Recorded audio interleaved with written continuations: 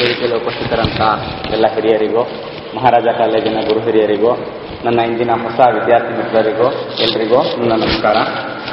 ಇವತ್ತಿನ ದಿವಸ ಎರಡು ಕಾರಣದಿಂದ ನನ್ನ ಪಾಲಿಗೆ ಒಂದು ಒಳ್ಳೆಯ ದಿನ. ನಾನೇ ಓದಿದ ಕಾಲೇಜಿನ ವೇದಿಕೆಯಿಂದ ನಾನು ನಿಮ್ಮನ್ನು ಕುರಿತು ಮಾತಾಡ್ತಾ ಇದ್ದೀನಿ, ಅದು ಒಂದು ಕಾರಣ. ಆದರೆ ಮತ್ತೊಂದು, ಕನ್ನಡ ಮಾಧ್ಯಮದಲ್ಲಿ ಓದಿದ ಒಂದೇ ಒಂದು ಕಾರಣದಿಂದ ಅದು ಸಾಧ್ಯ ಆಗ್ತಾ ಇರೋದು ಇನ್ನೊಂದು ಕಾರಣ. ಮನೆಯೇ ಮೊದಲನೇ ಪಾಠಶಾಲೆ, ತಾಯಿಯೇ ಮೊದಲ ಗುರು ಅಂತ ಪ್ರತಿಪಾದಿಸ್ತಾ ಬಂದಿರುವಂಥ ಸನಾತನ ಸಂಸ್ಕೃತಿ ನಮ್ಮದು. ಅಂದರೆ ಎಷ್ಟೋ ಎತ್ತರ ಬೆಳೆದ ಎಷ್ಟೆಷ್ಟೋ ಹಣ್ಣು ಕೊಡುವಂಥ ಮರ ಸಹ ಭೂಮಿಯೊಳಗಿನ ಬೀಜ ಬೇರುಗಳಿಂದ ಶುರುವಾದಂತೆ ಎಂಥದ್ದೇ ಸ್ಥಾನಮಾನ ಸಂಪಾದಿಸಿರುವಂತಹ ವ್ಯಕ್ತಿ ಬೆಳವಣಿಗೆಯ ಆರಂಭನೂ ಸಹ ಮನೆಯಲ್ಲೇ ತಾಯಿಯಿಂದಲೇ ಶುರು ಅಂತ ಹೇಳುವಂಥ ಅರ್ಥಗರ್ಭಿತ ವಾಕ್ಯ ಅದು. ಮನುಷ್ಯನಿಗೆ ತಾಯಿ ತಾಯ್ನಾಡು ಹೇಗೋ ತಾಯ್ನುಡಿಯೂ ಹಾಗೆ.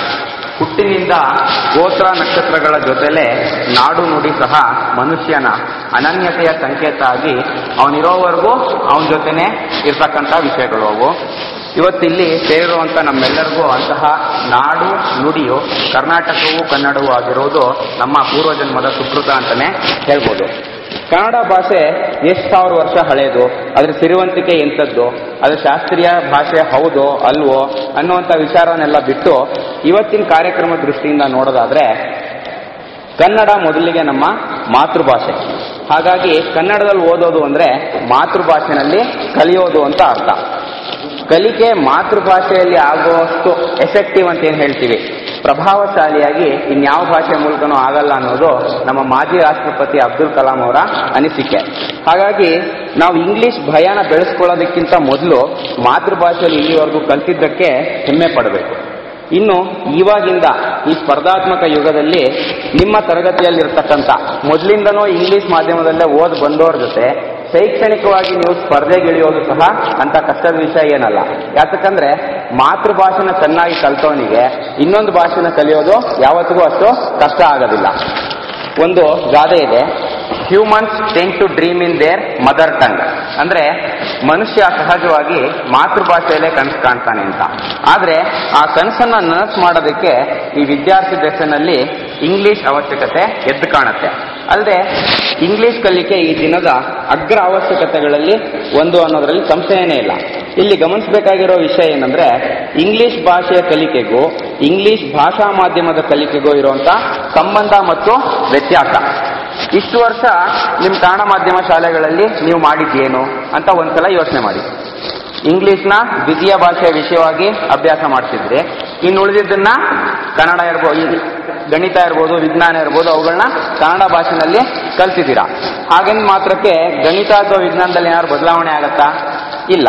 ಅಂದ್ರೆ ಹಣ್ಣೊಂದು ಮರದಿಂದ ಕೆಳಗೆ ಬೀಳೋದನ್ನ ಗ್ರಾವಿಟೇಷನಲ್ ಫೋರ್ಸ್ ಕಾರಣ ಅದಕ್ಕೆ ಅಂತ ಇಂಗ್ಲಿಷ್ ಮೀಡಿಯಂನವ್ರು ಓದಿರ್ತಾರೆ. ನಾವು ಕನ್ನಡ ಮೀಡಿಯಂಲ್ಲಿ ಓದಿದ ಮಾತ್ರಕ್ಕೆ ಗುರುತ್ವಾಕರ್ಷಣ ಬಲ ಅಂತಂದ್ರೆ ಹಣ್ಣು ನೆಲದಿಂದ ಮರ ಏರತ್ತಾ? ಖಂಡಿತ ಸಾಧ್ಯ ಇಲ್ಲ. ಅಂದ್ರೆ ಅದರ ಅರ್ಥ ಏನು, ನಾವು ಕಲ್ತಿರೋ ವಿಷಯಗಳು ಸತ್ಯಗಳು ಯಾವತ್ತಿದ್ರೂ ಬದಲಾಗೋದಿಲ್ಲ. ಇಂಗ್ಲಿಷ್ ಮಾಧ್ಯಮದಲ್ಲಿ ಕಲ್ತವ್ರಿಗಿಂತ ಅದು ಭಿನ್ನವಾಗಿರೋದಿಲ್ಲ. ಒಂದೇ ವ್ಯತ್ಯಾಸ ಏನಂದ್ರೆ, ಅವರು ಅದನ್ನ ನಾವು ಕಲ್ತಿರೋದು, ನಮಗೆ ಕಲಿಸಿರುವಂತ ಮಾಧ್ಯಮ ಬೇರೆ ಬೇರೆ ಅಷ್ಟೇ. ಅವರು ಕಲಿಯಕ್ಕೆ ಪಟ್ಟಿರುವಂತ ಶ್ರಮ, ವಿಷಯ ಗ್ರಹಿಸಕ್ಕೆ ಪ್ರಯತ್ನ ಪಟ್ಟಿರುವಂತದ್ದು, ಆ ಪರಿಶ್ರಮನ ನೀವೆಲ್ಲ ಮನಸ್ಪೂರ್ವಕವಾಗಿ ಹಾಕಿರೋದ್ರಿಂದನೇ ನೀವಿವತ್ತು ಇಲ್ಲಿ ಕೂತಿದ್ದೀರಾ. ಹಾಗಾಗಿ ಕನ್ನಡ ಮಾಧ್ಯಮದಲ್ಲಿ ಕಲ್ತಿದ್ದಕ್ಕಾಗಿ ಕೀಳರಿಮೆ ಬೇಡ. ನಿಮಗೂ ಅವ್ರಿಗೂ ಇರುವಂತ ಒಂದೇ ಒಂದು ಅಂತರ ಅಂದ್ರೆ ಇಂಗ್ಲಿಷ್ ಭಾಷೆ. ಆದರೆ ಹಿರಿಯರು ಮೊದಲೇ ಹೇಳದಂತೆ ಒಂದಂತೂ ಸತ್ಯ, ಇಂಗ್ಲಿಷ್ ಮಾಧ್ಯಮದಲ್ಲಿ ಓದಿದ ಎಷ್ಟೋ ಜನರಿಗೆ ಇಂಗ್ಲಿಷ್ ಭಾಷೆ ಮೇಲೆ ಹಿಡಿತ ಸಾಧಿಸಕ್ಕೆ ಆಗಿರೋದಿಲ್ಲ. ಹಾಗಾಗಿ ನೀವೊಬ್ಬರೇ ಇಲ್ಲಿ ಒಬ್ಬಂಟಿಗರು ಏನಲ್ಲ, ಆದರೆ ಕಲಿಯೋ ಮನಸ್ಸಿರಬೇಕು ಅಷ್ಟೇ. ಎಲ್ಲಕ್ಕಿಂತ ಮಿಗಿಲಾಗಿ ಇಲ್ಲಿವರೆಗೆ ಇಂಗ್ಲಿಷ್ ಕಲಿದಿರುವುದು ಪಾಪ ಏನಲ್ಲ ಅಂತ ಅರಿಬೇಕು. ಅದೇನೋ ಮಹಾಪಾಪ ಅಲ್ಲ ಇಂಗ್ಲಿಷ್ ಬರದೇ ಇರೋದು. ಇಲ್ಲಿಗೆ ಇಂಗ್ಲಿಷ್ ಕಲಿಯಕ್ಕೆ ಶುರು ಮಾಡೋದಕ್ಕೆ ತಡ ಸಹ ಆಗಿಲ್ಲ ಅನ್ನೋದನ್ನು ತಿಳ್ಕೋಬೇಕು. ಯಾಕಂದ್ರೆ ಬೆಟರ್ ಲೇಟ್ ದ್ಯಾನ್ ನೆವರ್ ಅಂತ ಇದೆ. ಲೇಟ್ ಆದ್ರೂ ಪರವಾಗಿಲ್ಲ, ಶುರು ಮಾಡಲೇಬೇಕು ಒಂದಲ್ಲ ಒಂದ್ಸಲ. ಹಾಗೆ ನೋಡಿದ್ರೆ ನಿಮ್ಗೆ ಇವಾಗ ಇಂಗ್ಲಿಷ್ ಕಲಿಯೋದಕ್ಕೆ ಈಗಿಂತ ಒಳ್ಳೆ ವಯಸ್ಸು, ಒಳ್ಳೆ ಸಮಯ ಇನ್ನೊಂದಿಲ್ಲ ಅಂತ ಹೇಳ್ತೀನಿ. ಹಾಗಾದ್ರೆ ಈಗ ಏನ್ ಮಾಡಬೇಕು? ಸರಳ ಮತ್ತು ನೇರ ಉತ್ತರ, ಇಂಗ್ಲಿಷ್ ಕಲಿಬೇಕು. ಹೇಗೆ, ಎಲ್ಲಿಂದ ಶುರು ಮಾಡೋದು ಅನ್ನೋ 108 ಪ್ರಶ್ನೆ ನಿಮ್ಮನ್ನ ಕಾಡುತ್ತೆ. ಅದು ಸಹಜ. ಎಲ್ಲೋ ಒಂದು ಮಿಸ್ಸಿಂಗ್ ಲಿಂಕ್ ಇದೆ, ಅದನ್ನು ಹೇಗೆ ದಾಟೋದು ಅನ್ನೋ ಯೋಚನೆಯೋ ಸಹಜ. ಅದಕ್ಕಾಗಿಯೇ ಪ್ರಸಾರಾಂಗದ ಈ ಕಾರ್ಯಕ್ರಮ. ನಿಮ್ಮಲ್ಲಿಯ ಹಲವಾರು ಗೊಂದಲಗಳನ್ನ ಹೋಗಲಾಡಿಸಿ, ಕಲಿಕೆಗೆ ಪ್ರೋತ್ಸಾಹಿಸಿ, ಆತ್ಮಸ್ಥೈರ್ಯ ತುಂಬುವುದೇ ಈ ಕಾರ್ಯಕ್ರಮದ ಮೂಲ ಉದ್ದೇಶ. ಒಂದ್ಸಲ ಯೋಚನೆ ಮಾಡಿ, ನಿಮಗೆ ಕನ್ನಡ ಹೇಗೆ ಬಂತು? ಇದೇನು ಇಂಥ ಪ್ರಶ್ನೆ ಕೇಳ್ತೀನಿ ಅಂತೀರಾ? ಕನ್ನಡ ಮಾತಾಡೋದು ನಮಗೆ ಉಸಿರಾಟದಷ್ಟೇ ಸಹಜ ಮತ್ತು ಸುಲಭ. ಆದರೆ ಭಾಷೆ ಬಂದಿದ್ದು ಹೇಗೆ? ನಮಗೆ ಬರುವ ಕನ್ನಡ ಆದರೂ ಎಂಥದ್ದು? ನಮಗೆ ಭಾಷೆ ಎಲ್ಲಿಂದ ಬಂತು? ಬಹುಶಃ ನಮ್ಮ ತಂದೆ ತಾಯಿಗಳು, ನಮ್ಮ ಸುತ್ತಮುತ್ತಲು ಪರಿಸರದಿಂದ ನಮಗೆ ಕನ್ನಡ ಬಂದಿದೆ. ನಾವು ಮಾತಾಡುವಂಥ ಕನ್ನಡ ಎಂಥದ್ದು? ಕೇವಲ ಅದು ವ್ಯಾವಹಾರಿಕ ಕನ್ನಡ. ಅಂದರೆ ನಮಗೆ ಮಾತುಕತೆಗೆ ಎಷ್ಟು ಬೇಕೋ ಅಂಥ ಕನ್ನಡ ಮಾತ್ರ ಮಾತಾಡ್ತಾ ಇದ್ದೀವಿ. ನಾವು ಕಲ್ತಿರೋದು ಆ ವ್ಯಾವಹಾರಿಕ ಕನ್ನಡನೇ ಹೊರತು ವ್ಯಾಕರಣದಿಂದ ಕನ್ನಡ ಕಲ್ತಿಲ್ಲ. ಹುಟ್ಟು ನಾವೇನು ಭಾಷೆ ಬಳಸ್ತಿದ್ದೀವಿ ಅದು ವ್ಯಾವಹಾರಿಕ ಕನ್ನಡ. ವ್ಯಾಕರಣ ಆಮೇಲೆ ಕಲ್ತಿದ್ದು, ತಾನಾಗೆ ಬಂದಿದ್ದು ವ್ಯಾವಹಾರಿಕ ಕನ್ನಡ. ಹಾಗಾಗಿ ನಾವು ಕನ್ನಡ ಕಲ್ತಿದ್ದು ಅಭ್ಯಾಸದಿಂದಲೇ ಹೊರತು ವ್ಯಾಕರಣದಿಂದಲ್ಲ ಅಂತ ಹೇಳ್ಬೋದು. ಹಾಗಾಗಿ ಇಂಗ್ಲಿಷು ನಮ್ದಲ್ಲ. ಅದನ್ನ ಕಲಿಯೋದು ಇವತ್ತಿನ ಕಾಲಕ್ಕೆ ಅವಶ್ಯಕ ಅನ್ನೋದ್ರಲ್ಲಿ ಸಂದೇಹನೇ ಇಲ್ಲ. ಆದರೆ ಇಷ್ಟು ವರ್ಷ ಕನ್ನಡದಲ್ಲೇ ಉಸಿರಾಡದಂತ ನಮಗೆ ಇದ್ದಕ್ಕಿದ್ದಂಗೆ ಇಂಗ್ಲಿಷಲ್ಲಿ ರೆಸ್ಪಿರೇಷನ್ ಹೇಗೆ ಸಾಧ್ಯ? ಏನ್ ಮಾಡ್ಬೇಕು? ಅದಕ್ಕೇನಾದ್ರೂ ಒಂದು ಸ್ಫೂರ್ತಿ ಬೇಕಲ್ವಾ? ಮಾನವ ಕುಲಕ್ಕೆ ಯಾವತ್ತಿಗೂ ಚರಿತ್ರೆನೇ ಪಾಠಶಾಲೆ, ಚರಿತ್ರೆನೇ ಸ್ಫೂರ್ತಿಯ ಸೆಲೆ. ಅದು ನಮಗೆ ತಿಳಿಸೋದು ಏನಪ್ಪಾ ಅಂತಂದ್ರೆ, ಏನನ್ನಾದ್ರೂ ಕಲಿಬೇಕಂತಂದ್ರೆ ಮೊದಲನೇ ಹೆಜ್ಜೆ ಸಂಪೂರ್ಣ ಶರಣಾಗತಿ, ಕಂಪ್ಲೀಟ್ ಸರೆಂಡರ್ ಅಂತ ಕರೀತಾರೆ. ಸಂಪೂರ್ಣ ಶರಣಾಗತಿ ಆಗಬೇಕು. ಸಂಪೂರ್ಣ ಶರಣಾಗತಿಯ ನಂತರ ಸತತ ಪ್ರಯತ್ನ ಅಥವಾ ಸಂಪೂರ್ಣ ಪ್ರಯತ್ನ ಅಂತ ಬೇಕಾದ್ರೂ ಕರಿಬಹುದು. ನಮ್ಮಂತೆಯೇ ಸುಟ್ಟು ಕನ್ನಡಿಗರಾಗಿದ್ದು ಸ್ವಪ್ರಯತ್ನದಿಂದ ಇಂಗ್ಲಿಷ್ ಕಲಿತು ಅದರಲ್ಲೇ ಪಂಡಿತರಾಗಿ ಅತ್ಯಂತ ಹಿರಿಮಟ್ಟದ ಸಾಧನೆಗಳನ್ನ ಮಾಡುವಂತ ಕೆಲವರು ಉದಾಹರಣೆನ ಇಲ್ಲಿ ಕೊಡೋದಕ್ಕೆ ಇಷ್ಟಪಡ್ತೀನಿ. ದಿವಂಗತ ಮಾಸ್ತಿ ವೆಂಕಟೇಶ ಅಯ್ಯಂಗಾರ್ ಅವರು ಇದೇ ಮಹಾರಾಜ ವಿದ್ಯಾಸಂಸ್ಥೆಯಲ್ಲಿ ಅಭ್ಯಾಸ ಮಾಡಿದವರು. ಮಾಸ್ತಿ ಕನ್ನಡದ ಆಸ್ತಿ ಅನ್ನುವಂಥ ಎತ್ತರಕ್ಕೆ ಬೆಳೆದಂತ ಮೇಧಾವಿ ಅವರು. ಆದರೆ ಅವರು ತಮ್ಮ ಸ್ವಸ್ಥಾನನ ಬಿಟ್ಟು ಮೈಸೂರಿನ ಈ ಸಂಸ್ಥೆಗೆ ವ್ಯಾಸಂಗಕ್ಕೆ ಬಂದಾಗ ಅವ್ರಿಗೆ ಒಂದಕ್ಷರನೂ ಇಂಗ್ಲಿಷ್ ಬರ್ತಿರ್ಲಿಲ್ಲ. ಮೇಲಾಗಿ ಭಯ. ಮೊದಲ ದಿನ ಶಾಲೆಗೆ ಬಂದ್ರೆ ಅವರಿಗೆ ಅವ್ರ ಸಹಪಾಠಿಗಳು, ಶಿಕ್ಷಕರು ಎಲ್ಲ ತಕ್ಕಮಟ್ಟಿಗೆ ಇಂಗ್ಲಿಷಲ್ಲಿ ಮಾತಾಡೋದು ನೋಡಿ ಬೆಚ್ಬಿಟ್ರು. ಅವರು ಏನ್ ಮಾಡ್ಬೇಕು ಗೊತ್ತಾಗಿಲ್ಲ, ತಮಗೆ ಈ ಭಾಷೆ ತಿಳಿದಿಲ್ವಲ್ಲ ಅಂತ ಮರುಕಾಪಟ್ರು. ಆದ್ರೆ ಬೇರೆಯವರೆಲ್ಲ ತಮಗಿಂತ ಉತ್ತಮರೇನೋ ಅನ್ನೋ ಭಯ ಕಾಡ್ತು. ಅಂದ್ರೆ ಇವತ್ತಿನ ದಿವಸ ನೀವು ಯಾವ ಸ್ಥಿತಿಲಿ ಇರ್ಬೋದೋ ಬಹುಶಃ ಅದೇ ಯಥಾವತ್ ಸ್ಥಿತಿ, ಅದೇ ಪರಿಸ್ಥಿತಿ, ಅದೇ ಮನಸ್ಥಿತಿನಲ್ಲಿ ಅವರಿದ್ರು. ಆದ್ರೆ ಇವುಗಳಿಂದ ಅವರು ವಿಚಲಿತರಾಗಲಿಲ್ಲ. ಒಂದು ದಿಟ್ಟ ನಿರ್ಧಾರಕ್ಕೆ ಬಂದು ಶತಾಯಗತ ಇಂಗ್ಲಿಷ್ ಕಲಿತೇನು ಅಂತ ಹಠ ತೊಡ್ತಾರೆ. ಈ ದಿಸೆಯಲ್ಲಿ ಕಾರ್ಯೋನ್ಮುಖರು ಆಗ್ತಾರೆ. ಅವ್ರು ಅನುಸರಿಸಿದ ಒಂದು ವಿಧಾನ ನಿಮ್ಗೆ ಹೇಳ್ತೀನಿ. ಒಂದು ಪುಸ್ತಕ ತಗೊಳ್ಳೋದು, ಅದನ್ನು ಓದಕ್ಕೆ ಶುರು ಮಾಡೋದು, ಅರ್ಥ ಆಗದೆ ಇರುವಂತ ಪದಗಳನ್ನ ಅಂಡರ್ಲೈನ್ ಮಾಡ್ಕೊಳ್ಳೋದು ಗೊತ್ತಲ್ವಾ? ಗುರುತು ಮಾಡಿಕೊಂಡು ಅದನ್ನ ಬರ್ಕೊಂಡು ಅದಕ್ಕೆ ಅರ್ಥ ಹುಡ್ಕೋದು, ಆ ಅರ್ಥಗಳನ್ನ ಬರೆದಿಟ್ಕೊಂಡು ಕಷ್ಟನೋ ಸುಖನೋ ಅದನ್ನ ಮಕ್ಕಿ ಕಲಿಯೋದು. ಹೀಗೆ ಅನ್ಕೊಂಡು ಓದಕ್ಕೆ ಶುರು ಮಾಡ್ತಾರೆ. ಮೊದಲನೇ ಪುಟ ಓದೋ ಹೊತ್ತಿಗೆ ಅವ್ರಿಗೊಂದು ಸತ್ಯ ತಿಳಿಯತ್ತೆ. ಏನಪ್ಪಾ ಅಂತಂದ್ರೆ, ನಾನು ಈ ಪುಸ್ತಕದಲ್ಲಿ ಈ ಹಾಳೆನಲ್ಲಿರುವಂತ ನನಗೆ ಗೊತ್ತಿಲ್ಲದೆ ಇರೋ ಪದಗಳನ್ನ ಬರ್ಕೊಳ್ಳೋದಕ್ಕಿಂತ ಗುರ್ತು ಮಾಡ್ಕೊಳ್ಳೋದಕ್ಕಿಂತ ಗೊತ್ತಿರೋ ಒಂದೆರಡು ಪದಗಳನ್ನೇ ಗುರ್ತು ಮಾಡ್ಕೊಂಡ್ರೆ ಸಾಕು ಅಂತ ಅನ್ಕೊಂತಾರೆ. ಅಂದ್ರೆ ಅಷ್ಟು ಕಮ್ಮಿ ಇಂಗ್ಲಿಷ್ ಪದಗಳು ಅವರಿಗೆ ಗೊತ್ತಿದ್ವು ಆ ಹಾಳೆನಲ್ಲಿ. ಆ ಪರಿಸ್ಥಿತಿನಲ್ಲಿ ಇದ್ದಂತ ಮಾಸ್ತಿ ವೆಂಕಟೇಶ ಅಯ್ಯಂಗಾರ್ ಅವರು 1 ವರ್ಷ ಸತತ ಪ್ರಯತ್ನ ನಡೆಸ್ತಾರೆ. ಹೀಗೆ ಸಿಗುವಂತ ಎಲ್ಲವನ್ನೂ ಓದಿ ಅವ್ರು ಗೊತ್ತಿಲ್ಲದೆ ಇರೋದನ್ನೆಲ್ಲ ಬರೆದು ಅದಕ್ಕೆ ಇರ್ತಕ್ಕಂಥ ಎಲ್ಲಾ ಅರ್ಥಗಳನ್ನ ಬರೆದು ಕಲಿತು 1 ವರ್ಷ ಆಗೋ ಹೊತ್ತಿಗೆ ಅವ್ರಿಗೆ ಅಭೂತಪೂರ್ವ ಯಶಸ್ಸು ಸಿಗತ್ತೆ. ಏನಪ್ಪಾ ಯಶಸ್ಸು ಅಂತಂದ್ರೆ, ಅವ್ರ ತರಗತಿಲಿದ್ದಂತ ಎಲ್ಲರಿಗಿಂತ ಒಳ್ಳೆಯ ಇಂಗ್ಲಿಷ್ ಹಿಡಿತನ ಸಾಧಿಸ್ತಾರೆ ಅವರು. ಇದು ಒಂದು ಉದಾಹರಣೆ ಅಷ್ಟೇ. ಇಂಥವು ಸಾಕಷ್ಟಿವೆ. ಮೈಸೂರಲ್ಲೇ ಕನ್ನಡ ಮಾಧ್ಯಮದಲ್ಲೇ ಶಿಕ್ಷಣ ಪಡೆದ ಶ್ರೀ ನಾರಾಯಣ ಮೂರ್ತಿ ಅವರು ಇನ್ಫೋಸಿಸ್ ಅಂತ ಬಹುರಾಷ್ಟ್ರೀಯ ಸಂಸ್ಥೆನ ಸ್ಥಾಪಿಸಿ ಅದರ ಯಶಸ್ವಿ ನಾವಿಕರಾಗಿಲ್ವೇ? ಇನ್ನು ಅರ್ಥಶಾಸ್ತ್ರ ಕ್ಷೇತ್ರದಲ್ಲಿ ನೊಬೆಲ್ ಪ್ರಶಸ್ತಿ ಪಡೆದ ಬೆಂಗಾಲಿಗಳು. ನಾವು ಮಾತೃಭಾಷೆ ಶಿಕ್ಷಣ ನಮಗೆ ಕನ್ನಡ ಆಗಿರೋದ್ರಿಂದ ನಾವು ಕನ್ನಡದ ಬಗ್ಗೆ ಹೇಳ್ತೀವಿ. ಹಾಗೆ ಅಮರ್ತ್ಯ ಸೇನ್ ಅವರು ಅರ್ಥಶಾಸ್ತ್ರ ಕ್ಷೇತ್ರದಲ್ಲಿ ಅವರಿಗೆ ನೊಬೆಲ್ ಪ್ರಶಸ್ತಿ ಬಂತು. ಅವ್ರಿಗೆ ಇವತ್ತು ಸಹ ಇಂಗ್ಲಿಷ್ನಲ್ಲಿ ಮಗ್ಗಿ ಹೇಳ್ಕೊಳಕ್ ಬರೋದಿಲ್ವಂತೆ. ನಂಬ್ತೀರಾ? ಅಂತವ್ರು ಅಷ್ಟು ದೊಡ್ಡ ಸಾಧನೆ ಮಾಡಿಲ್ವಾ? ಅಷ್ಟು ಹೆಸರು ಮಾಡಿಲ್ವಾ? ಅಷ್ಟೇ ಯಾಕೆ, ಪಕ್ಕದ ಆಂಧ್ರದಲ್ಲಿ 10ನೇ ತರಗತಿ ತನಕ ತೆಲುಗು ಮಾಧ್ಯಮದಲ್ಲಿ ಓದೋರೊಬ್ರು ಇಡೀ ದೇಶದಲ್ಲಿ IISc Indian institute of science ಅಂದ್ರೆ ಒಂದು ದೊಡ್ಡ ಹೆಸರು. ಅಂತ ಇಂಡಿಯನ್ ಇನ್ಸ್ಟಿಟ್ಯೂಟ್ ಆಫ್ ಸೈನ್ಸ್ ನಲ್ಲಿ ಕಂಪ್ಯೂಟರ್ ಸೈನ್ಸ್ ಡಿಪಾರ್ಟ್ಮೆಂಟ್ ನಲ್ಲಿ HOD ಆಗಿ ಕೆಲಸ ಮಾಡ್ತಿದ್ದಾರೆ ಇವತ್ತು. ಇವೆಲ್ಲ ಏನಂತಂದ್ರೆ ನಮಗೆ ಸಿಗ್ಬೋದಂತ ಮಾದರಿಗಳಷ್ಟೇ. ನೀವೆಲ್ಲ ನಾಳೆ ದಿವಸ ಅಮರ್ತ್ಯ ಸೇನೋ ಮಾಸ್ತಿ ವೆಂಕಟೇಶ ಅಯ್ಯಂಗಾರೋ ಆಗ್ತೀರಾ ಅಂತನೋ ಆಗ್ಬೇಕು ಅಂತನೋ ನಾ ಹೇಳ್ತಿಲ್ಲ. ಆದ್ರೆ ಯಾಕೆ ಆಗ್ಬಾರ್ದು? ಪ್ರಯತ್ನಕ್ಕೆ ಪರಿಶ್ರಮ ಅಷ್ಟೇ ಖರ್ಚು ಮಾಡಿ ನೋಡಿ ಒಂದ್ಸಲ, ಆಗ್ಬೋದು. ಹಾಗಾದ್ರೆ ನಾವೆಲ್ಲ ಕನ್ನಡ ಮಾಧ್ಯಮದಲ್ಲೇ ಯಾಕೆ ಓದಿದ್ದೀವಿ ಇಷ್ಟು ವರ್ಷ? ನನ್ನ ವಿಷಯದಲ್ಲಂತೂ ನಮ್ಮ ತಂದೆ ತಾಯಿಗಳ ಕನ್ನಡಾಭಿಮಾನ, ಮಕ್ಕಳು ಮಾತೃಭಾಷೆಯಲ್ಲೇ ಕಲಿಬೇಕು ಅನ್ನೋ ಒಲುಮೆನೇ ಕಾರಣ. ಹಾಗೆ ನಿಮ್ಮೆಲ್ಲರಿಗೂ ಕನ್ನಡದಲ್ಲಿ ಓದಕ್ಕೆ ಒಂದೊಂದು ಕಾರಣ ಇರ್ಬೋದು, ಇರಲಿ. ಆದರೆ ಕರ್ನಾಟಕದಲ್ಲಿ ಕನ್ನಡಕ್ಕೆ ಹೆಚ್ಚು ಪ್ರಾಶಸ್ತ್ಯ ದೊರೆಯಬೇಕು ಅನ್ನೋದು ನ್ಯಾಯವಾಗಿಯೇ ಹೆಚ್ಚಿರೋ ಬೇಡಿಕೆ ಈ ದಿನಗಳಲ್ಲಿ. ಹಾಗೇನೆ ಇಂಥ ಕಾಲದಲ್ಲಿ ಇಂಗ್ಲಿಷ್ ಯಾಕೆ ಅನ್ನೋ ಪ್ರಶ್ನೆ ಸಹಜ. ಸರ್ವವೂ ಇಂಗ್ಲಿಷ್ಮಯ ಆಗಿರೋ ಈ ಕಾಲದಲ್ಲಿ ಈ ಬೆಂಗಳೂರು ಮೈಸೂರು ರಸ್ತೆ ಎಲ್ಲಾ ಜಾಹೀರಾತು ಫಲಕಗಳ ಮೇಲೂ ಮಸಿ ಬಳಿದು 80% ಕನ್ನಡ ಅಂತ ಬರೆದಿರೋದನ್ನ ನೋಡಿದೀವಿ. ಭಾವನಾತ್ಮಕವಾಗಿ ಅದು ಸರಿ ಅನ್ಸುತ್ತೆ, ಅದಕ್ಕೆ ಭಾಷಾ ಅಭಿಮಾನದ ಬೆಡಗು ಸಹ ಇದೆ. ಆದರೆ ಇವತ್ತಿನ ಪ್ರಸ್ತುತ ಪರಿಸ್ಥಿತಿನಲ್ಲಿ ಒಂದು ಬದುಕು ರೂಪಿಸ್ಕೊಳ್ಳೋದಕ್ಕೆ ಇಂಗ್ಲಿಷ್ ಅತ್ಯಗತ್ಯ.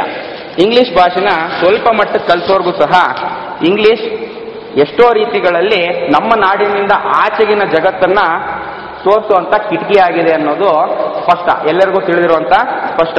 ಹಾಗಾಗಿ ನಿಜವಾದ ಜ್ಞಾನ, ವಿಜ್ಞಾನ, ಲೋಕ ವ್ಯವಹಾರಗಳಲ್ಲಿ ಆಸಕ್ತಿ ಇರುವಂಥವ್ರು ಇಂಗ್ಲಿಷ್ನ ಕಲಿದೆ ಬೇರೆ ಮಾರ್ಗನೇ ಇಲ್ಲ. ಹಾಗಾಗಿಯೇ ಇಂಗ್ಲಿಷ್ ಭಾಷೆನ ಕಲಿಬೇಕು ಅನ್ನುವಂಥ ಹಂಬಲ ಸಾಕಷ್ಟು ಜನದಲ್ಲಿದೆ. ಇದು ಕನ್ನಡದ ಅಭಿಮಾನಕ್ಕೆ ಧಕ್ಕೆ ತರೋದಿಲ್ಲ ಅನ್ನೋದು ನೆನಪಿರಬೇಕು. ಸಾಕಷ್ಟು ಜನದಲ್ಲಿ ಭಾವನೆ ನಾನು ಗಮನಿಸಿದ್ದೀನಿ, ಇಂಗ್ಲಿಷ್ ಕಲಿಯೋದು ಕನ್ನಡ ಅಭಿಮಾನಕ್ಕೆ ಧಕ್ಕೆ ತರತ್ತೆ ಅಂತ. ಖಂಡಿತ ಅಲ್ಲ, ಇಂಗ್ಲಿಷ್ ಕನ್ನಡಕ್ಕೆ ಪೂರಕವೇ ಹೊರತು ಮಾರಕವಲ್ಲ. ಹಾಗಾದ್ರೆ ಇಂಗ್ಲಿಷ್ ಕಲಿಯೋದು ಕಷ್ಟನಾ? ಇಂಗ್ಲಿಷ್ ತುಂಬಾ ಕಷ್ಟದ ಭಾಷೆ. ಈ ಉದ್ಗಾರನ ಬಹಳ ಸಲ ಕೇಳಿರ್ತೀವಿ ನಾವು. ಇದಕ್ಕೆ ಹಲವು ಸ್ಪಷ್ಟನೆಗಳನ್ನು ಕೇಳಿರ್ತೀವಿ. ಹೀಗಿರ್ಬೋದು ನೋಡಿ, ಅದು ಇಂಗ್ಲಿಷಿನ ಸ್ಪೆಲ್ಲಿಂಗ್ ನೋಡಿ. ಪದದ ಉಚ್ಚಾರಣೆಯಿಂದ ಸ್ಪೆಲ್ಲಿಂಗ್ ತಿಳಿಯಕ್ಕೆ ಸಾಧ್ಯನಾ? ದೋ ಅಂತ ಒಂದು ಪದ ಇದೆ, THOUGH ಅಂತ ಅದ್ರ ಸ್ಪೆಲ್ಲಿಂಗು. ದೋ ಅಂತ ಉಚ್ಚಾರಣೆ ಇದ್ದು ಪದ ಶುರುವಾಗೋ ಅಕ್ಷರ ಟಿ. ಹಾಗೆ ಸೈಕಾಲಜಿ ಪಿ ಇಂದ ಶುರುವಾಗುತ್ತೆ, ಒಂದಕ್ಕೊಂದಕ್ಕೆ ಸಂಬಂಧನೇ ಇಲ್ಲ. ಹಾಗೆ ಈ ಉಚ್ಚಾರಣೆ ಮತ್ತೆ ಸ್ಪೆಲ್ಲಿಂಗ್ ಬಗ್ಗೆ ಇನ್ನೊಂದೆರಡು ಎಕ್ಸಾಂಪಲ್ ಕೊಡ್ತೀನಿ ನೋಡಿ. PUT ಪುಟ್ ಆಗತ್ತೆ ಇಂಗ್ಲಿಷಲ್ಲಿ, ಅದೇ CUT ಪುಟ್ಟಾಗಲ್ಲ, ಕಟ್ಟಾಗತ್ತೆ. ಕರೆಕ್ಟಾ? ಹಾಗೆ ಕನ್ನಡದಲ್ಲಿ ಇಂಥ ಗೊಂದಲ ಇದೆಯಾ ಅಂತ ಪ್ರಶ್ನೆ ಬರುತ್ತೆ. ಅಷ್ಟೇ ಯಾಕೆ, ನೀನು ಅನ್ನೋದಕ್ಕೂ ಯು ಅಂತೀರಾ, ನೀವು ಅನ್ನೋದಕ್ಕೂ ಯು ಅಂತೀರಾ. ಕನ್ನಡದಲ್ಲಿ ಈ ತರ ಇದೆಯಾ? ನೀನು ನೀವು ಅನ್ನೋದು ಎಷ್ಟು ಗೌರವದಲ್ಲಿ ವ್ಯತ್ಯಾಸ ಆಗತ್ತೆ. ಹಾಗೆ ಬಾಯ್ಗೆ ಬಹುವಚನ ಬಾಯ್ಸ್, ಆದ್ರೆ ಚೈಲ್ಡ್ಗೆ ಚೈಲ್ಡ್ಸ್ ಅಲ್ಲ, ಚಿಲ್ಡ್ರನ್. ಹೀಗೆ ಹೆಜ್ಜೆಗೂ ಇಂಗ್ಲಿಷ್ ಕಲಿಯೋನ್ಗೆ ಎಷ್ಟೊಂದು ತೊಡಕುಗಳಿದೆ ಅಂತ ಒಂದು ಎಕ್ಸ್ಪ್ಲನೇಷನ್ ಬರುತ್ತೆ, ಒಂದು ವಿವರಣೆ ಹಾಕೊಡ್ತಾರೆ. ಅದೇ ನೀವೊಂದ್ಸಲ ಯೋಚನೆ ಮಾಡಿ, ಇಂಗ್ಲಿಷ್ ಮಾತೃಭಾಷೆ ಆಗಿರೋನು ಕನ್ನಡ ಕಲಿಬೇಕು ಅಂತಂದ್ರೆ ಅವನಿಗೇನ ಸುಲಭನಾ? ಅವ್ನು ನಿಮ್ಮನ್ನ ಯಾವಾಗೋ ಪ್ರಶ್ನೆ ಮಾಡ್ತಾನೆ, ನನಗೆ ಕನ್ನಡ ಕಲಿಯೋದು ಕಷ್ಟ ಆಗ್ತಿದೆ ಅಂತ. ಆಗ ಸಾಧಾರಣವಾಗಿ ನಮ್ದು ಏನಾಗಿರುತ್ತೆ, ಏನ್ ಹೇಳ್ತೀವಿ? ಕನ್ನಡದಂತ ಒಳ್ಳೆ ಭಾಷೆ, ಕನ್ನಡದಂತ ಸುಲಭ ಸುಮಧುರವಾದ ಸರಳ ಭಾಷೆ ಕಲಿಯೋಕ್ಕೆ ಕಷ್ಟ ಅಂತಿದಾನಲ್ಲ, ಹೇಗಪ್ಪ ಅಂತ ಯೋಚನೆ ಮಾಡ್ತೀವಿ. ಅದಕ್ಕೆ ಆತ ಏನ್ ಹೇಳ್ಬೋದು? ನಮ್ದು ದೀರ್ಘಗಳು, ಒತ್ತಕ್ಷರಗಳನ್ನೆಲ್ಲ ಅವ್ನು ಕಲಿಬೇಕು. ಪುಸ್ತಕ ಅನ್ನೋದಕ್ಕೆ ಬಹುವಚನ ಪುಸ್ತಕಗಳು, ದೀಪ ಅನ್ನಕ್ಕೆ ದೀಪಗಳು, ಆದ್ರೆ ಮಗು ಅನ್ನಕ್ಕೆ ಮಗುಗಳು ಅಲ್ಲ, ಮಕ್ಕಳು. ಅಕ್ಕ ಅನ್ನಕ್ಕೆ ಅಕ್ಕಗಳು ಅಲ್ಲ, ಅಕ್ಕಂದಿರು. ಈ ತರ ಎಲ್ಲ ವ್ಯತ್ಯಾಸಗಳು ಆಗ್ತಾ ಹೋಗುತ್ತೆ. ವಾಸ್ತವಾಂಶ ಏನಪ್ಪಾ ಅಂತಂದ್ರೆ, ನಿಜವಾಗಿ ಯಾವ ಭಾಷೆನೂ ಕಷ್ಟ ಅಲ್ಲ, ಯಾವ ಭಾಷೆನೂ ಸುಲಭ ಅಲ್ಲ. ಅವರವರ ಮಾತೃಭಾಷೆ ಅವರವರಿಗೆ ಸುಲಭ. ಭಾಷೆ ಅನ್ನೋದು ಒಂದು ಆಟ ಇದ್ದಂಗೆ. ಆಟದ ನಿಯಮಗಳೆಲ್ಲ ಆಡೋರ್ ಒಪ್ಪಿಗೆ, ಸಂಪ್ರದಾಯದ ಮೇಲೆ ನಿಂತಿದೆ. ಕ್ರಿಕೆಟ್ ಆಡುವಾಗ ಒಂದೊಂದು ತಂಡದಲ್ಲಿ 11 ಮಂದಿ ಯಾಕಿರಬೇಕು? 10 ಜನ 12 ಜನ ಯಾಕೆ ಆಡಬಾರ್ದು? ಹಾಗೆ ಬೌಂಡ್ರಿಯಿಂದ ಚೆಂಡು ಆಚೆ ಹೋದಾಗ 6-4 ಯಾಕೆ ಕೊಡಬೇಕು? 8-12 ಯಾಕೆ ಆಗಬಾರ್ದವು? ಈ ತರ ಎಲ್ಲ ಪ್ರಶ್ನೆ ಬರುತ್ತೆ. ಆದ್ರೆ ಇದನ್ನ ಕನ್ವೆನ್ಷನ್ ಅಂತ ಕರಿತೀವಿ. ಹಾಗೇನೆ ಒಂದು ಹಾಳೆ ಮೇಲೆ ಆ ಅಂತ ಬರೀತೀರಾ, ಅದನ್ನ ಯಾಕೆ ಪಾ ಅಂತ ಉಚ್ಚಾರಣೆ ಮಾಡಬಾರ್ದು? ಕುರ್ಚಿ, ಅದಕ್ಕೆ ನೀರಿನ ರಾಶಿ ಅನ್ನೋ ಅರ್ಥ ಯಾಕೆ ಬರಬಾರ್ದು? ಇವೆಲ್ಲ ಯಾರು ನಾವು ಮಾಡ್ಕೊಂಡಿರುವಂತಹ ನಿಯಮಗಳಲ್ಲ. ಹಾಗೇನೆ ಅದು ದೇವರ ನಿಯಮನೂ ಅಲ್ಲ, ನಿಸರ್ಗದ ನಿಯಮನೂ ಅಲ್ಲ, ಒಂದು ಸಮುದಾಯದ ತೀರ್ಮಾನ ಅಷ್ಟೇ. ಹಾಗಾಗಿ ಒಂದು ಆಟ ಕಲಿಬೇಕು ಅಂದ್ರೆ ಅದರ ನಿಯಮಗಳನ್ನ ಅರ್ಥ ಮಾಡ್ಕೋಬೇಕು, ಹೆದರದೆ ಅದನ್ನ ಆಡಬೇಕು. ಪ್ರಾರಂಭದಲ್ಲಿ ಆಟ ಚೆನ್ನಾಗಿ ಬರೋದಿಲ್ಲ, ತಪ್ಪಾಗತ್ತೆ ಅನ್ನೋ ಅಳಕಿಲ್ದೆ ಧೈರ್ಯವಾಗಿ ಆಡಬೇಕು. ಚೆನ್ನಾಗಿ ಆಡೋರ್ನ ನೋಡ್ಬೇಕು, ಕಲ್ತ್ಕೋಬೇಕು. ಹಾಗೇನೆ ಒಂದು ಭಾಷೆ ಕಲಿಬೇಕಂದ್ರೆ ಅದರ ನಿಯಮಗಳನ್ನ ಅರ್ಥ ಮಾಡ್ಕೋಬೇಕು, ಅಳಕಿಲ್ದೆ ಅದನ್ನು ಉಪಯೋಗಿಸ್ಬೇಕು. ಭಾಷೆನ ಚೆನ್ನಾಗಿ ಬಳಸಿರುವಂತ ಬರಹಗಳನ್ನ ಓದಬೇಕು, ಚೆನ್ನಾಗಿ ಮಾತಾಡೋರ ಮಾತನ್ನ ಕೇಳಬೇಕು. ಹಾಗಾಗಿ ನೀವು ಹೇಳ್ಬೇಕಂದ್ರೆ ಇಂಗ್ಲಿಷ್ ಭಾಷೆ ಕನ್ನಡದಷ್ಟೇ ಕಷ್ಟ, ಕನ್ನಡದಷ್ಟೇ ಸುಲಭ. ಆದ್ರೆ ಈ ಕಲಿಕಾ ಕಾರ್ಯ ಸಾಕಷ್ಟು ಪರಿಶ್ರಮವನ್ನ ಬೇಡತ್ತೆ. Success has no short cuts ಅಂತ ಕೇಳಿರ್ಬೋದು ನೀವು. ಹಾಗೆ ಇಂಗ್ಲಿಷ್ ಕಲಿಕೆ ಫಾಸ್ಟ್ ಫುಡ್ಡು ಅಲ್ಲ, ಥರ್ಡ್ ಡೇಸ್ ಕ್ರ್ಯಾಶ್ ಕೋರ್ಸು ಅಲ್ಲ. ಅದಕ್ಕೆ ಶಿಸ್ತುಬದ್ಧ ಕಲಿಕಾ ಪ್ರಕ್ರಿಯೆ ಅಗತ್ಯ. ಅಂತ ಕೆಲವನ್ನ ನಾನಿಲ್ಲಿ ನಿಮ್ಗೆ ಹೇಳ್ತೀನಿ. ಉಪಯೋಗಿಸಿ ನೋಡಿ, ಪ್ರಯೋಜನ ಆಗುತ್ತೆ ಅಂತ ನಂಬಿದ್ದೀನಿ. ಒಂದು ಹಾಳೆ ತೆಗೆದು ಒಂಚೂರು ಬರ್ಕೊಳ್ಳಿ.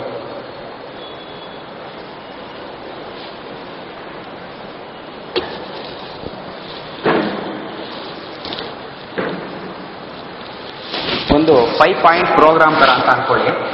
ಪ್ರಯತ್ನ ಪಟ್ಟು ನೋಡಿ, ಉಪಯೋಗ ಆಗ್ಬೋದು. ಮೊದಲನೇದು ಇಂಗ್ಲಿಷ್ ಓದುವುದು. ಇಂಗ್ಲಿಷ್ ಓದುವುದು.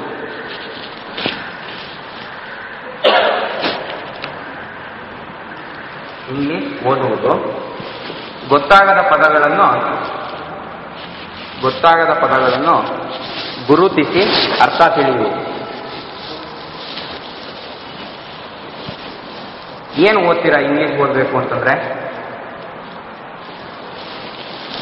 ಏನು ಬೇಕಾದರೂ ಓದಿ, ನಿಮಗೆ ಇಷ್ಟ ಆಗಿರೋದನ್ನ ಓದಿದ್ರೆ ಓದಿಸ್ಕೊಂಡು ಹೋಗುತ್ತೆ. ಇವಾಗ ನಾನು ಇಂಗ್ಲಿಷ್ ಕಲಿಬೇಕಾದ್ರೆ ನನಗೆ ಕ್ರಿಕೆಟ್ ಅಂದ್ರೆ ತುಂಬಾನೇ ಇಷ್ಟ.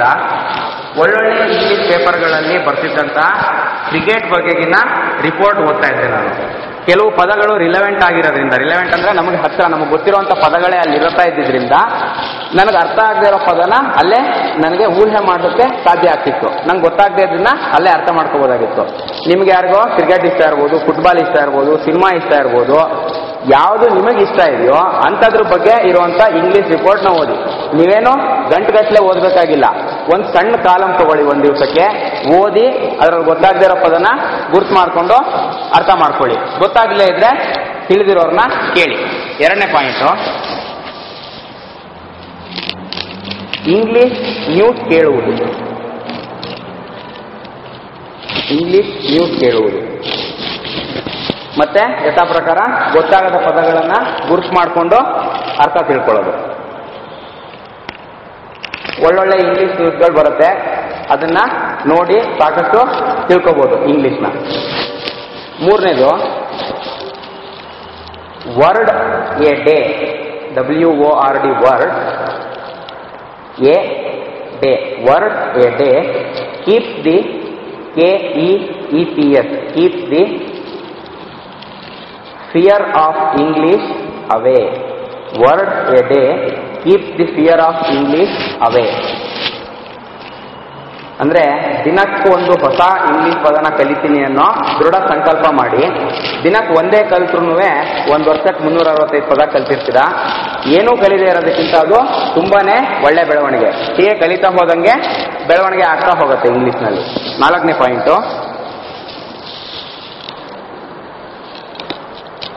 KNOW know your English. Know your English. Hyphen, know your English hyphen. Column, COLUMN, column. In The Hindu, paper ಕೇಳಿದಿರಲ್ವಾ, news paper The Hindu, every Tuesday.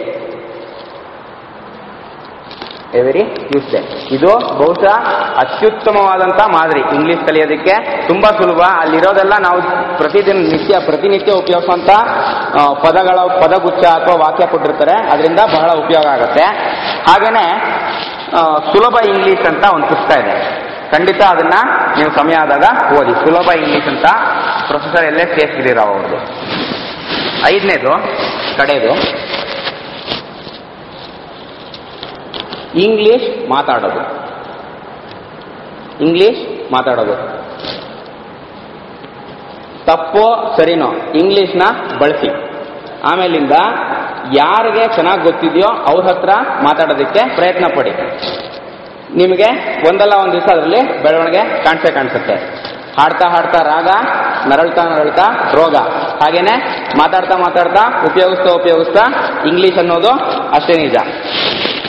ಕೊನೆಯದಾಗ ಒಂದು ಮಾತು, ನಾನು ಓದಿದ್ದು ಕನ್ನಡ ಮಾಧ್ಯಮದಲ್ಲೇ, ಇವತ್ತೊಂದು ಇಂಜಿನಿಯರಿಂಗ್ ಕಾಲೇಜಲ್ಲಿ ಇಂಗ್ಲಿಷ್ ಮಾಧ್ಯಮದಲ್ಲೇ ಪಾಠ ಮಾಡ್ತಿದ್ದೀನಿ. ಅಂದ್ರೆ ಯಾರಿಗೂ ಸಹ ಇಂಗ್ಲಿಷ್ ಕಲಿಕೆ ಅಸಾಧ್ಯ ಅಲ್ಲ. ನಿಮ್ಮ ಯಾವ ಸಾಧನೆಗೂ ಸಹ ಕನ್ನಡ ಮಾಧ್ಯಮದಲ್ಲಿ ಓದಿದ್ದು ಅಡ್ಡಿ ಆಗಲ್ಲ ಅನ್ನೋ ಭರವಸೆನ ಕೊಡೋದಕ್ಕೆ ನಾನು ಇಷ್ಟಪಡ್ತೀನಿ. ಎಲ್ರಿಗೂ ಒಳ್ಳೇದಾಗಲಿ ಅಂತ ಹಾರೈಸ್ತಾ ಇದ್ದೀನಿ. ಕೊನೆಯದಾಗಿ ಈ ಕಾರ್ಯಕ್ರಮದಲ್ಲಿ ಮಾತಾಡೋಕೆ ಅವಕಾಶ ಸಿಕ್ಕಾಗ ನನಗೆ ಹಿಂದೆ ಮುಂದೆ ನೋಡದೆ ಒಪ್ಕೊಂಡೆ. ಮೊದಲನೇ ಕಾರಣ, ನಮ್ಮ ಕಾಲೇಜಲ್ಲೇ ನಂಗೆ ಮಾತಾಡೋಕೆ ಅವಕಾಶ ಸಿಗ್ತಿದೆ ಅಂತ. ಮತ್ತೆ ಮೊದಲನೇ ಹೇಳ್ದಂಗೆ ನಾನು ಕನ್ನಡ ಮೀಡಿಯಮಲ್ಲಿ ಓದಿದ್ರಿಂದ ಈ ಅವಕಾಶ ಸಿಕ್ಕಿದ್ದಕ್ಕೆ. ಆದರೆ ಇದಕ್ಕೆ ತಯಾರಿ ನಡೆಸಬೇಕಾದ್ರೆ ನಿಮ್ಮನ್ನೆಲ್ಲ ಹುರಿದುಂಬಿಸುವಂಥ ಶಕ್ತಿ ನನಗಿದೆಯಾ ಅಂತ ತುಂಬಾನೇ ಸಂಶಯ ಬಂತು. ಯಾಕಂದ್ರೆ ಕನ್ನಡ ಮಾಧ್ಯಮದಲ್ಲಿ ಓದಿ ಎಷ್ಟೆಷ್ಟೋ ದೊಡ್ಡ ಮಟ್ಟಕ್ಕೆ ಬೆಳೆದಂಥ ಮಹಾನ್ ವ್ಯಕ್ತಿಗಳು ಈ ಕಾರ್ಯಕ್ರಮ ನಡೆಸ್ತಾ ಇರೋರಿಗೆ ಸಿಕ್ಕಿರ್ಬೋದು. ಆದರೆ ಈ 10-15 ನಿಮಿಷ ನನಗೆ ಮಾತಾಡೋಕೆ ಅವಕಾಶ ಸಿಕ್ಕಿದ್ದು ನನ್ನ ಪುಣ್ಯ ಅಂತ ತಿಳ್ಕೊತೀನಿ. ಹಾಗಾಗಿ ಅವಕಾಶ ಮಾಡಿಕೊಟ್ಟ ಪ್ರಸಾದಾಂಗದವರಿಗೆ ನನ್ನ ವಂದನೆಗಳು. ಹೆಚ್ಚಿಗೆ ಮಾತಾಡ್ತಾ ಹೋದ್ರೆ ಶ್ರೋತೃಗಳು ಶತ್ರುಗಳಾಗೋ ಸಾಧ್ಯತೆಗಳಿದೆ. ಈ ಸಮಯ ಕೇಳಿಸ್ಕೊಂಡು ಎಲ್ರಿಗೂ ನಮಸ್ಕಾರ.